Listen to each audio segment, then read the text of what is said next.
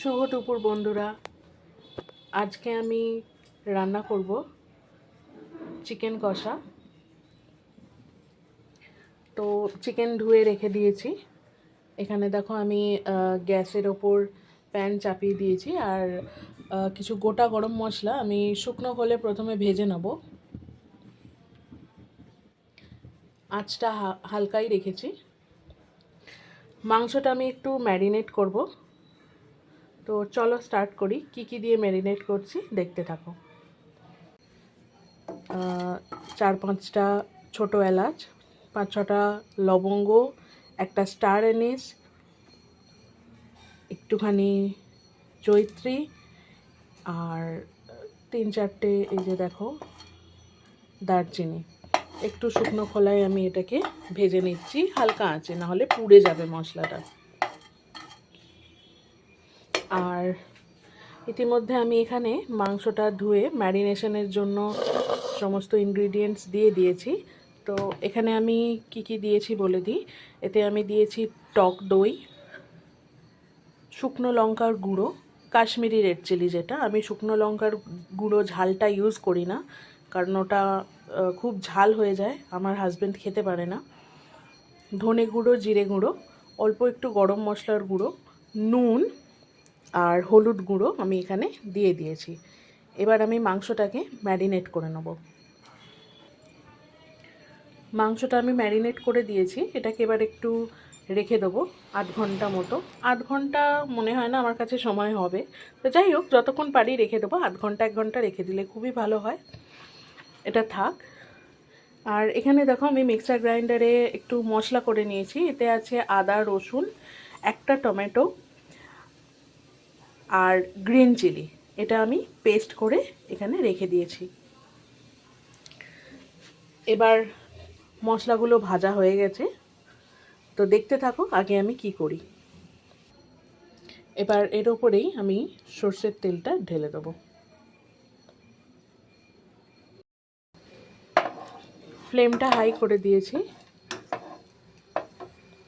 এখানে গরম মশলাগুলো একটু তেলের স্মেলটা বেরিয়ে যাক, সেন্টটা বেরিয়ে যাক। এতে দেবো তেজপাতা তেলের মধ্যে।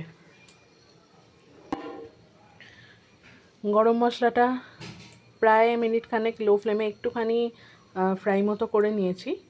এবার দিয়ে দেবো কুচনো পেঁয়াজ। কুচনো পেঁয়াজটা দেখে তোমাদের মনে হতে পারে একটু কম, কিন্তু না, আসলে আমি এই যে পেস্টটা করেছি না, এতে একটুখানি পেঁয়াজ দেওয়া আছে, মানে দুটো মিলিয়ে হয়ে যাবে আর কি।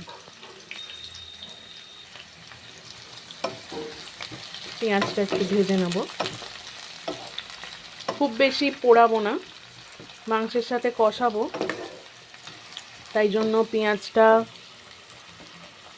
একটুখানি ক্যারামেলাইজড হয়ে গেলেই, মানে মোটামুটি হালকা লালচে ধরে গেলেই তার মধ্যে আমি পেস্টটা দিয়ে দেবো। আমি চিকেনটা ম্যারিনেট করার সময় নুন দিয়েছি, বাট এখানেও আমি একটুখানি নুন দিলাম পেঁয়াজটা ভাজার সময়। এতে পেঁয়াজের ক্যারামেলাইজেশনটা তাড়াতাড়ি হবে, পেঁয়াজটা তাড়াতাড়ি ভাজা হয়ে যাবে বা সিদ্ধ হয়ে যাবে, সেই কারণে অল্প একটু নুন এখানেও ছড়িয়ে দিলাম। তো তোমরা এটা খেয়াল রাখবে যে ম্যারিনেশনে কতটা নুন দিচ্ছ আর এখানে কতটা নুন দিচ্ছ, সেই অনুযায়ী ব্যালেন্স করে দুটো জায়গায় তোমরা নুনটা দেবে। এটা ঢেকে দিয়েছি, পেঁয়াজটা হালকা আঁচে একটুখানি হতে থাক। ততক্ষণে আমি দেখাই তোমাদের আজকে আমি রবিবারের বাজারে কি কি আর রান্না করেছি। তো দেখো, আমি এখানে করেছি পনির পোলাও।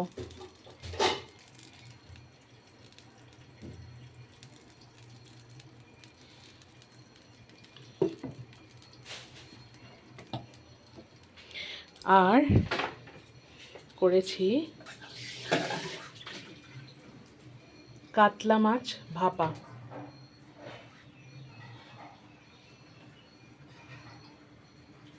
কাতলা মাছ ভাপা আর এই চিকেন হবে। এত রান্না মানে রবিবার বলেই যে করি সব সময় তা না, আজকে করেছি কারণ আজকে আমার মায়ের জন্মদিন উপলক্ষে আমি একটু মাকে রান্না করে পাঠিয়েছি,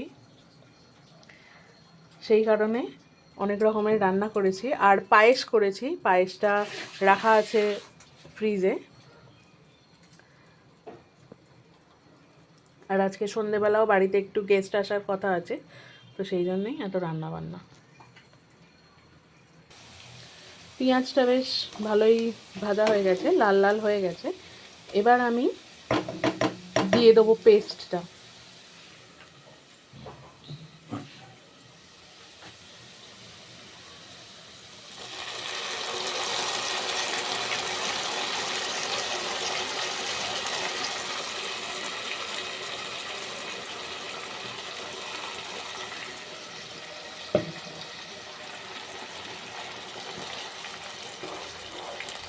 পেস্টটা দিয়ে এবার এটা খানিকক্ষণ কষাবো।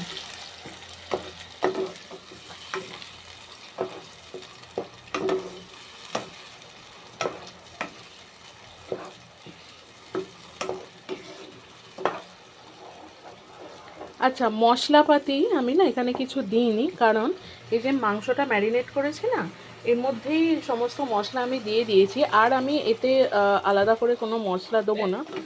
মাংসটা কষাবো তো মশলাগুলো তার সাথে সাথেই কষা হবে।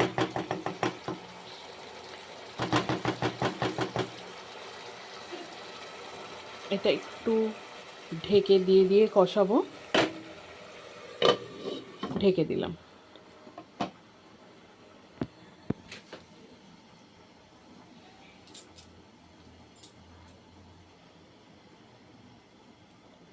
ততক্ষণ চলো একটা হোম ট্যুর করে আসি।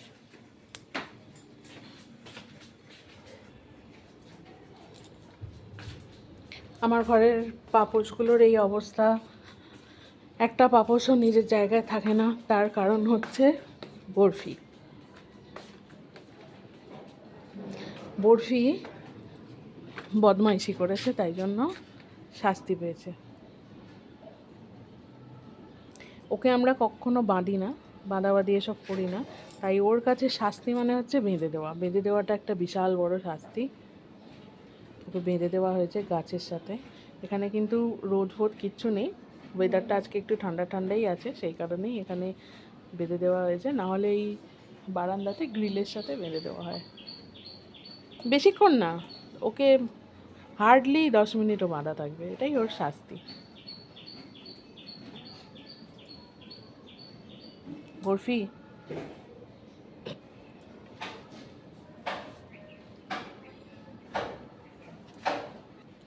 সুফিকে দেখো, এই যে সুফি। সুফি সবসময় আরাম প্রিয়, ও আরাম করে থাকে। মশলাটা থেকে তেল ছেড়ে দিয়েছে।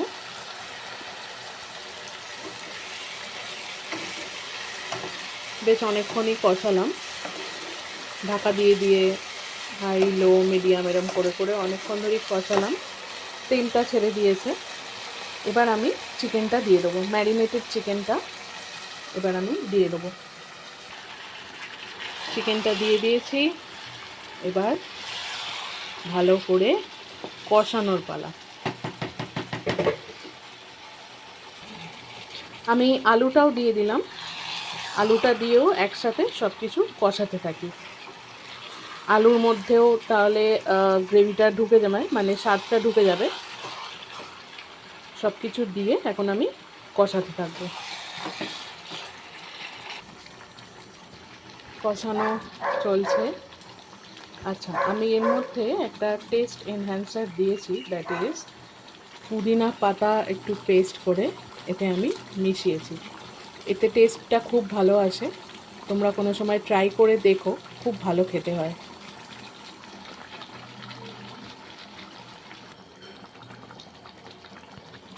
চিকেন থেকে অনেকটাই জল ছেড়েছে কষাতে কষাতে। এটা কিন্তু চিকেনেরই জল, আমি কিন্তু আলাদা করে কোনো জল অ্যাড করিনি। জল ছেড়েছে, প্লাস চিকেন আর দই থেকে অনেকটাই তেল ছেড়েছে।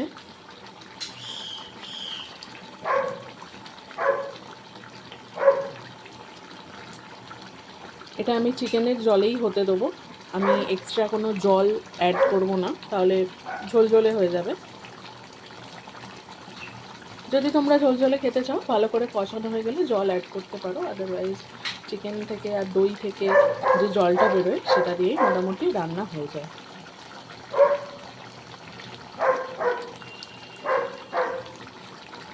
কালারটাও খুব সুন্দর এসছে, দেখে মনে হতে পারে আমি অনেকটা ইয়ে দিয়েছি Kashmiri red chilli powder, but না, আমি হার্ডলি 2 টিস্পুন মতন কাশ্মীরি রেড চিলি পাউডার দিয়েছি, 1 থেকে 1.5 টিস্পুন মতন হলুদ দিয়েছি, 1 টিস্পুন জিরে গুঁড়ো, 1 টিস্পুন ধনে গুঁড়ো, আর হাফ টিস্পুন গরম মশলা গুঁড়ো আমি দিয়েছি ম্যারিনেশনে। আর একবার টেস্ট করে দেখে নেব, যেহেতু আমি গোটা গরম মশলা ফোড়নেও দিয়েছি একটু রোস্ট করে, ড্রাই রোস্ট করে, তো আমার মনে হয় না আর গরম মশলা দেওয়ার প্রয়োজনীয়তা আছে, এতেই টেস্ট খুব সুন্দর আসবে। খুব বেশি মশলা দিয়ে দিলে বেশি রিচ হয়ে যায়, তো অত বেশি মশলা আমি অ্যাভয়েড করি, কারণ সানি খেতে চায় না, আমার হাজব্যান্ড খেতে চায় না বেশি মশলাদার। এটা দেখে মশলা প্রচুর মনে হলেও কালারের জন্য এতে কিন্তু খুব বেশি মশলা নেই।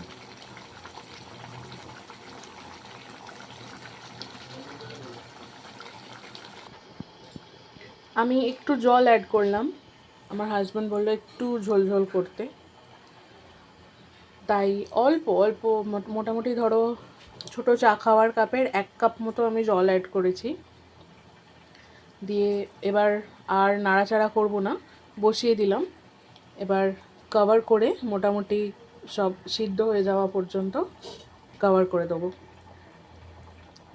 হয়ে গেলে ফাইনাল লুকটা কেমন হয় তোমাদের দেখাবো, দেখতে থাকো। তো বন্ধুরা দেখো, this is the final look.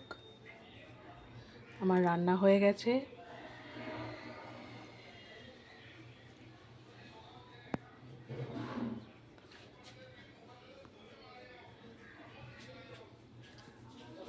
রেসিপিটা কেমন হয়েছে কমেন্টে জানিও, একটা ভিডিও লাইক করে দিও যদি ভালো লেগে থাকে। আর তোমাদের কাছে যদি এর থেকেও বেটার কোনো রেসিপি থেকে থাকে চিকেন কষার, প্লিজ আমার সাথে শেয়ার করো, কমেন্টে জানিও আমাকে। চেষ্টা করব নেক্সট তোমাদের রেসিপি ফলো করে রান্না করে ভিডিও করার। যদি ভালো লাগে প্লিজ প্লিজ একটা লাইক করে দিও, পারলে শেয়ার করো। Thank you.